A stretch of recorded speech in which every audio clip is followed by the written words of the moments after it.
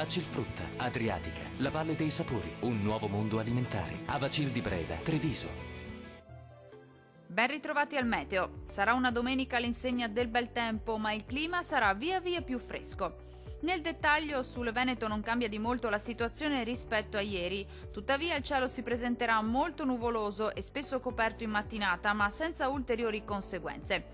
Più sole col passare delle ore sulla nostra regione, dove il cielo si presenterà sereno o al massimo velato. Temperature in calo con minime tra 11 e 13 gradi, massime oscillanti invece tra 16 e 21 gradi circa. Vediamo ora che tempo farà sul Friuli Venezia Giulia. Poche novità rispetto ai giorni scorsi, anche sulla nostra regione dominerà il sole ovunque. Sarà asciutto e senza piogge degne di nota e il cielo si presenterà sereno o poco nuvoloso con innocui addensamenti sulle aree costiere.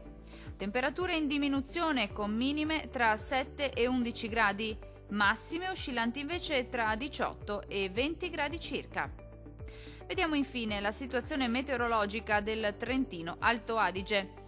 Alta pressione a garanzia del bel tempo anche sulla nostra regione. Sarà ampiamente soleggiato su tutti i settori e il cielo si presenterà coperto al mattino, sui settori meridionali al massimo velato dal pomeriggio. Temperature minime tra 12 e 13 gradi, massime oscillanti invece tra 21 e 25 gradi. Dal meteo per ora è tutto. Arrivederci al prossimo aggiornamento.